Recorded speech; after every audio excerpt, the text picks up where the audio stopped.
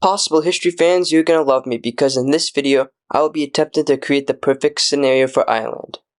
So for the starting off point in this scenario, I kinda struggled to find a good point of divergence. The only thing I thought of was to have Northern Ireland's government to vote in favor of seceding from the United Kingdom to join the new Irish Free State. So anyways, thank you for watching the video, don't forget to like and subscribe and turn on notifications, and please subscribe to my OnlyFans. In all seriousness, after a bit of thought, I came up with a much better way for Ireland to have its perfect timeline. But in order to get that scenario, this scenario will need to start all the way back in 400 BC. During this time, Rome was in its infancy, and the Celtic tribes inhabited large areas of Europe. In our timeline, after Rome rose to prominence and expanded, they conquered and Romanized all of the Celtic tribes over time to the point where Celtic culture only exists in small parts of Europe in the modern day.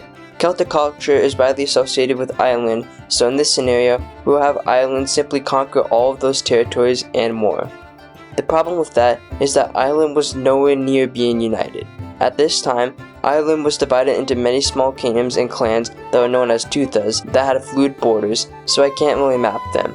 We don't know much about all these individual kingdoms and tribes because their history wasn't really recorded, but what we do know is that by this time, Ireland was influenced by Celtic culture, and all the various kingdoms and clans had a similar Celtic culture, followed the Brehon law legal structure, and eventually the insular Celtic language, which was being established during this time. All we will need is a leader to rise up and unify all the Irish people over time. All it would require is one king to raise an army and start to conquer weaker clans and kingdoms over time, or someone to unite multiple clans, or launch a coup that will lead to them and their followers going on to conquer Ireland. For all we know, someone could have attempted this in our timeline, but failed for whatever reason. Who and how someone unifies Ireland doesn't really matter. All we will need is a leader to arise with the aspirations and the capabilities to start to conquer and unify all of Ireland, which is what we will go for in this scenario. Fast forward into 350 BC, and by this time, Ireland has been unified. Brehon's law is standardized across the island, and it is culturally and religiously cohesive with the Celtic culture. From here, we need Ireland to then build up its navy over time, so that way it would be able to expand into the rest of the British Isles, and then eventually the mainland of Europe, while also dominating the seas and trade around the island. They would then start expanding into some of the western parts of the British Isles, conquering what's known today as the Isle of Man, Western Wales, and Cornwall, which they could do through conquest, marriages, or from the spreading of pan-Celtic ideals, which they also would have done back when they were unifying Ireland. Between 300 to 250 BC, Ireland will start to spread more into the western parts of the British Isles, and during this time in our timeline, the Punic Wars would also be happening between Rome and Carthage. As I mentioned before, Rome was the reason why Celtic culture rapidly declined because all the Celts were Romanized during the expansion of the Roman Empire, so we would need to prevent it from forming in the first place. Despite all of Rome's history being very well documented, we don't actually know how Rome was formed in the first place. The legend is that two twin sons of the war god Ares, named Romulus and Remus, founded Rome, but unless you believe in Roman mythology, that just wasn't the case. We will say, for the sake of the scenario, that the person or people that initially formed the first settlements that would later turn into the foundations of Rome would fail to do so. Maybe they get sick and die, or get eaten by a bear, or just fail to found the first settlements of Rome in the first place. All that matters is that Rome isn't formed. If Rome was formed like in our timeline, then Ireland would never be able to compete with them. At best, they conquer all the British Isles, while Rome conquers all the territories that would become their empire, except for Britannia, and if the Romans tried to invade Britannia like they did in our timeline, the Irish would be able to repel them, or the Romans wouldn't even bother at all. The point is, the Irish simply wouldn't be able to compete with Rome. They had the geographic advantages of being in the center of the Mediterranean, they got the military, and they got the drive. At this point, Ireland wouldn't even have conquered the British Isles, let alone start conquering the Celts in mainland Europe.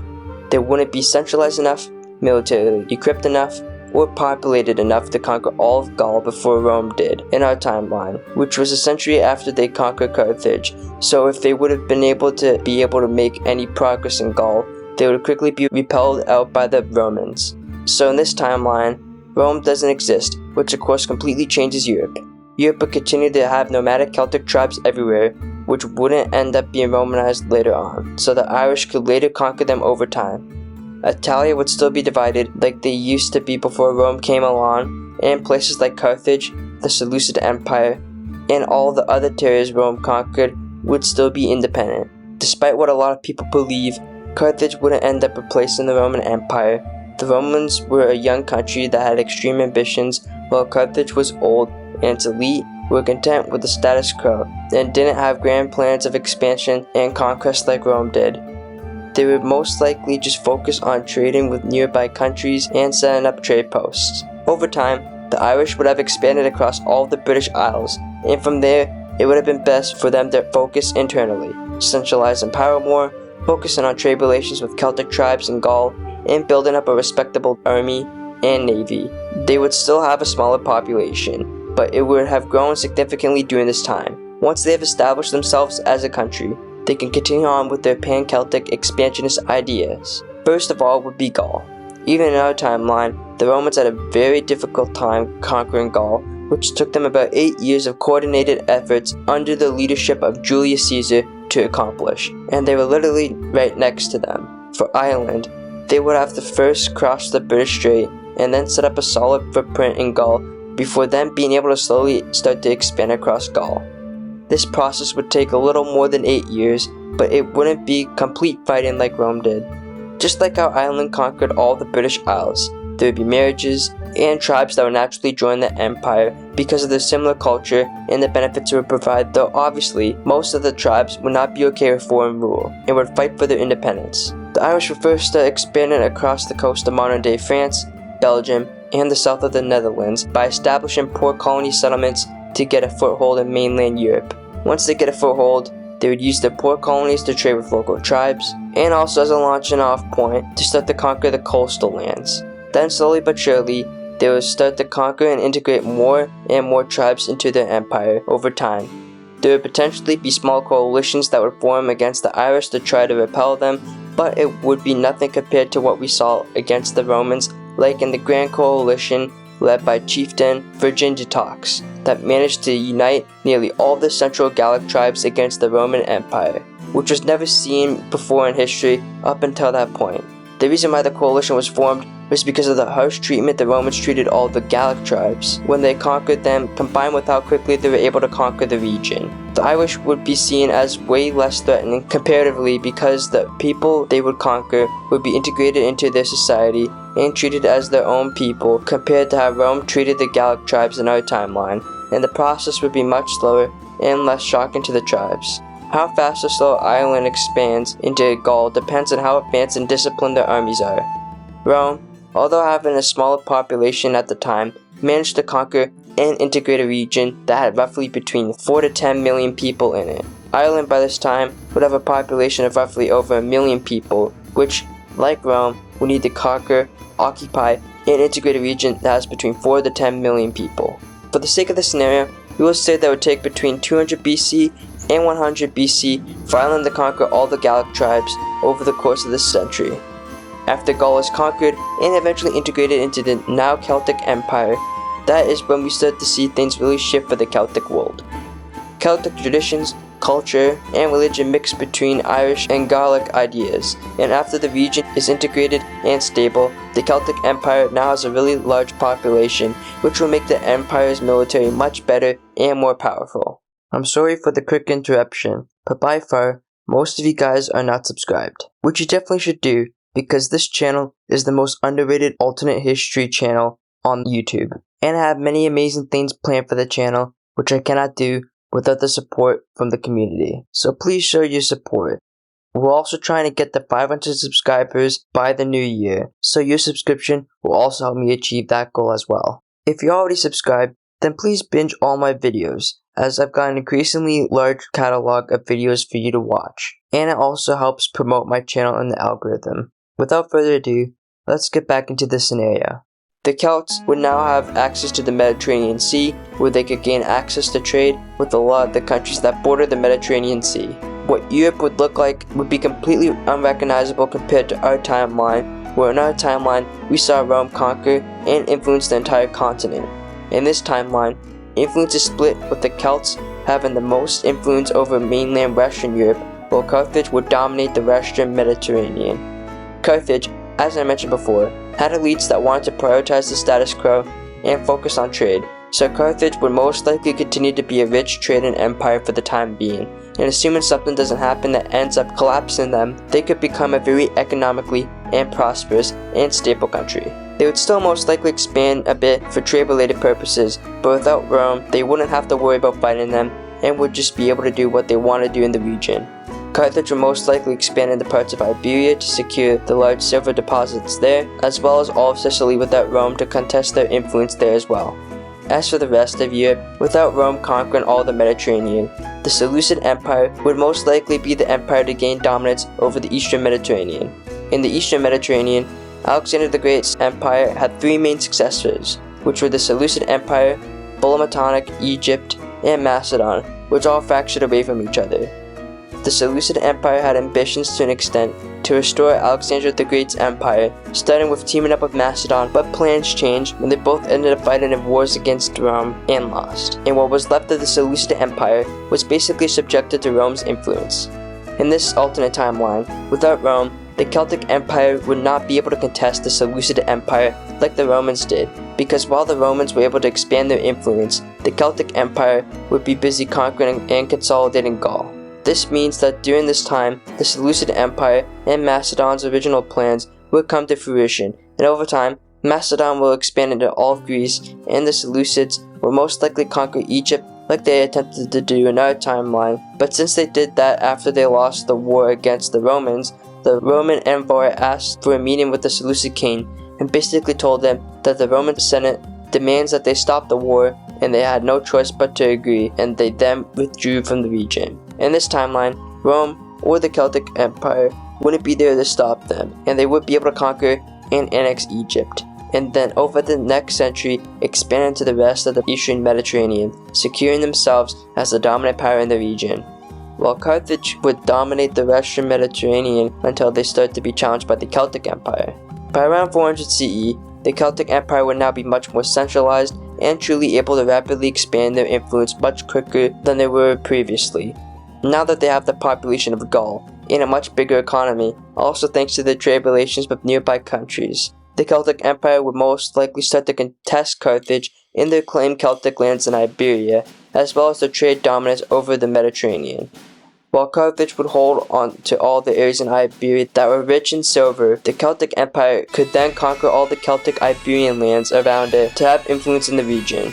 Then eventually, when the time's right, the Celtic Empire could then declare war on Carthage, and then strike to quickly conquer the Iberian Peninsula, starting the First Punic War. Only in this timeline, it would be between Carthage and the Celtic Empire. The Punic Wars would most likely happen in multiple phases like in our timeline. The first one would be the Celtics swiftly conquering all of Carthage's mainland European territories, but then struggling to fight navally against them.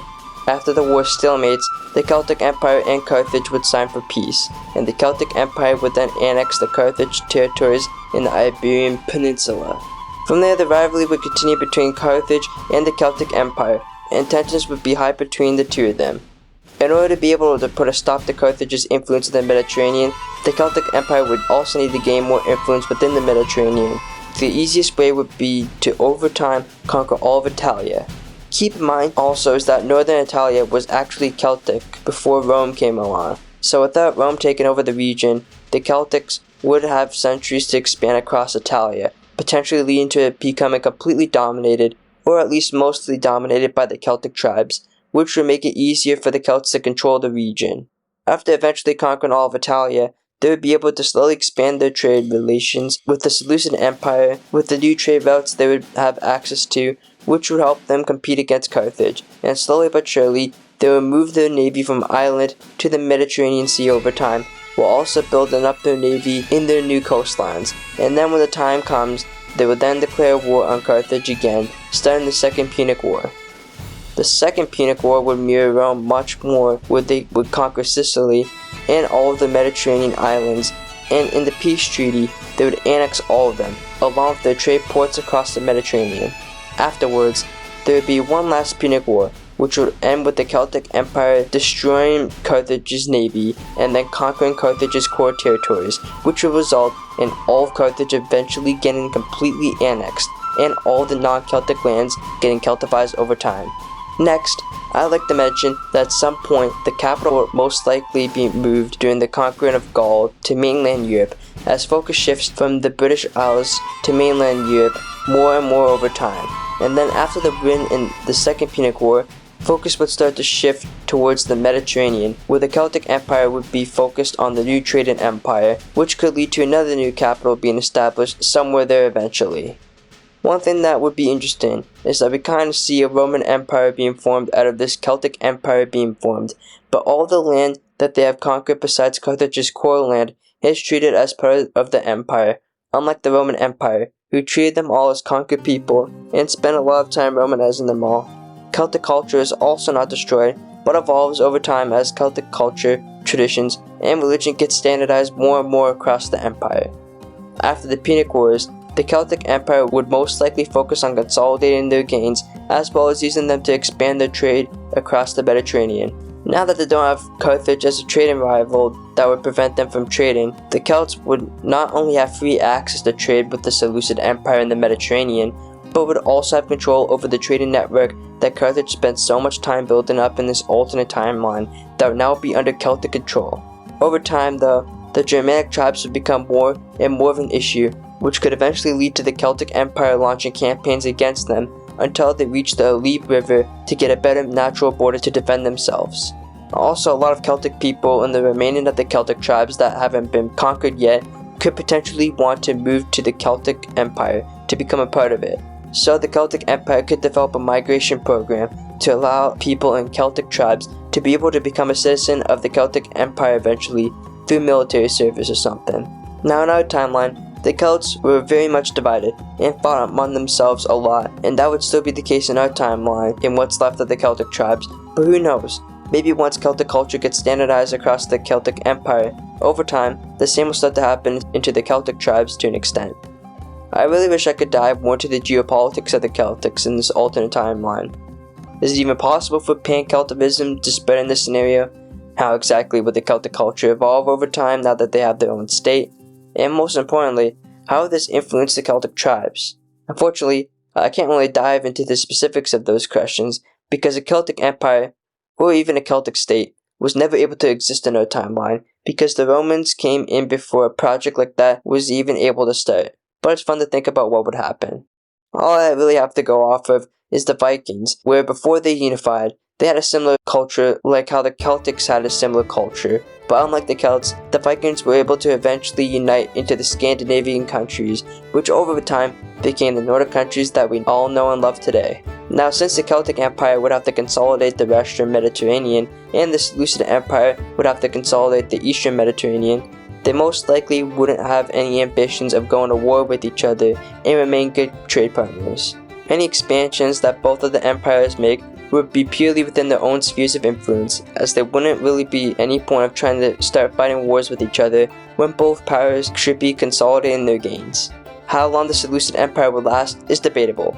They will most likely weaken and lose the Iranian region to nomadic invaders, severely weakening the empire. And on top of that, nomadic Celtic tribes combined with Celtic tribes that were able to flee away from the Celtic Empire during their expansion could also potentially invade into the Seleucid Empire, meaning that over a long period of time, they would be facing nomadic invaders not only from the Far East, but also in their Greek and Bulgarian holdings.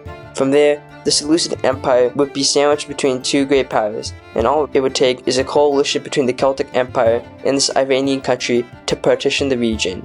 The Bulgarian country could fall to the Celtics rising up after being sponsored by the Celtic Empire, who would still control most of Bulgaria in this timeline, and they could help Macedon and other regions break away, while the Iranian country invades them from the Far East, until the region is completely partitioned. Now, Bulgaria already mostly consisted of Celtic people, and Macedon probably would have significant Celtic populations there as well, so eventually they would join the Celtics as well. Eventually, the rest of the countries in the Eastern Mediterranean would get conquered as well, until eventually we are left with a Celtic version of the Roman Empire. Unlike the Roman Empire, a lot of the population would be Celtic people, except for Carthage's core territories and the new eastern territories. The Balkans through migration, along with Italia and Hispania, would naturally be fully Celtified over time. And all the Celtified regions would be kind of like the different states of America, where different regions would be a bit different, but collectively, they're all Celtic and very similar to each other through the sharing of Celtic culture over time. As for the rest of the Baltics, I recommend just leaving those areas alone, because as I talked about a lot in my What If Everything Were Perfect for the Roman Empire series, one big issue that Rome had was that they didn't have the best natural borders, which was a big factor that led to the barbaric invasions being so successful. Interestingly enough, a lot of the problems that Rome faced, the Celtics wouldn't. The Roman Empire was an extremely vast empire that held many different cultures within it that were treated as conquered people. But in the Celtic Empire, a lot of the area would naturally be Celtic, which would lead to the non-Celtic lands slowly being populated by the Celts over time. Also, although the empire's core and focus would have shifted more towards the Mediterranean, Ireland would still be a culturally significant area for the Celtic Empire, and wouldn't be treated as a faraway island holding. So with this development of the Celtic Empire's navy over time, eventually, Iceland would end up being discovered and colonized, which would lead to Greenland being discovered and eventually the New World. And that is where I'm going to end the scenario for now. I hope you all enjoyed this scenario and I have earned your subscription. And also, sorry for not being able to post this past month. College has just been extremely busy for me with finals and all of that. But now I'm done and I'm on winter break for the next month. Until next time, don't get anyone pregnant, but if you do, make sure they're hot, and I'll see you all in the next video.